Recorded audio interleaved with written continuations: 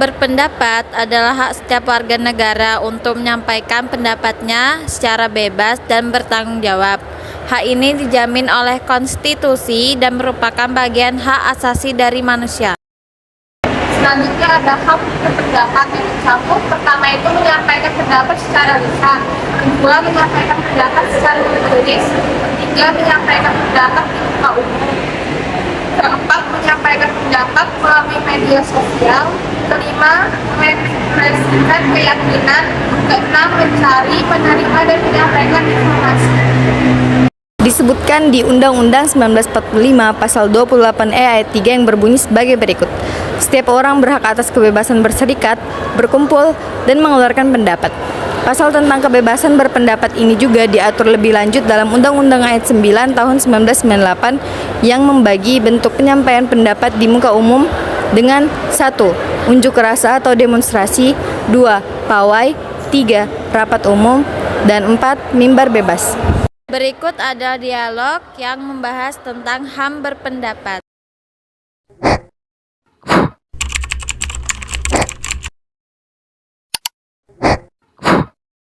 Menurut kalian sejauh mana sih hak berpendapat itu harus dihargai? Aku tuh ngerasa kalau semua orang tuh berhak menyampaikan pendapatnya tanpa rasa takut. Aku setuju Sakinah, tapi aku juga berpikir bahwa kebebasan berpendapat harus diimbangi dengan tanggung jawab. Kita nggak bisa asal bicara tanpa mempertimbangkan dampak pada orang lain. Benar Ambar. Contohnya ketika kita memberikan kritik itu harus membangun, bukan untuk menjatuhkan atau menyakiti perasaan orang.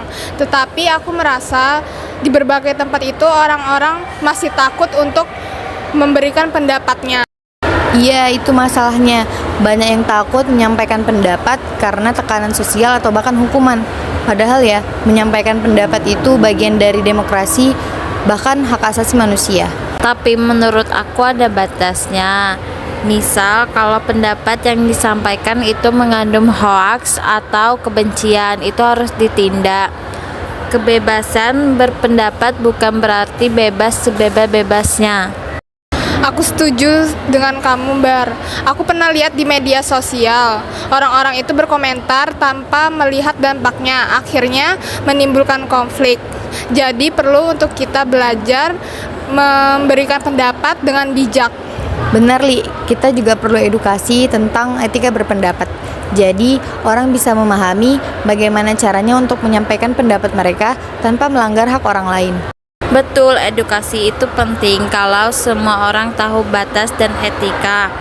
Aku yakin gak akan ada lagi yang merasa takut untuk berbicara atau malah menyalahgunakan hak tersebut. Semoga aja. Aku harap kita bisa memberikan contoh kepada orang lain dengan memberikan pendapat yang baik dan saling menghargai. Aku juga berharap begitu, Lia. Kalau kita menghormati hak orang lain, aku yakin kita bisa menciptakan lingkungan yang baik untuk berdiskusi. Setuju, jadi mari kita mulai diri kita sendiri untuk menjaga kebebasan berpendapat ini tetap sehat dan bermanfaat. Betul, semua perubahan besar itu dimulai dari langkah kecil.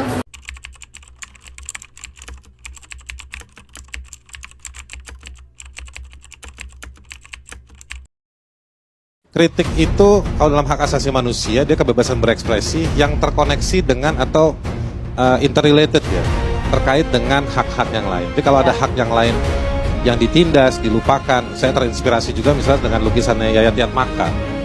Dia bilang merdeka tapi ada yang dilukai, merdeka tapi ada yang berdarah, merdeka tapi ada yang menangis. Jadi kalau kita jadi bersuara karena ada sejumlah penderitaan, kesalahan, atau ada hak yang tidak terpenuhi, maka kita bebas untuk melakukan advokasi, misalnya melaporkan, mengumpulkan bukti, kebebasan untuk mencari informasi, menyampaikan ke pihak-pihak tertentu, termasuk juga menyampaikan secara terbuka kepada masyarakat sebagai sebuah pembelajaran dan lain-lain.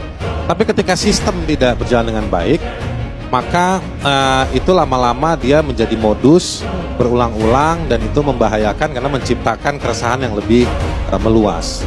Itu satu. Yang kedua, dalam soal kebijakan publik atau dalam produk-produk legislasi, itu juga potensi yang dilihat dan juga di situ ada partisipasi publik dalam proses legislasi, yang itu juga haknya terpenuhi bagi masyarakat untuk disampaikan atau mencari ruang untuk menyampaikan itu. Nah, sampai di situ yang diperdebatkan orang kan bentuknya, ya kan, soal kadarnya. Itu dalam perdebatan-perdebatan hak asasi manusia daripada sejumlah ahli, riset, memang tidak ada ukuran yang rigid. Tidak ada ukuran yang rigid.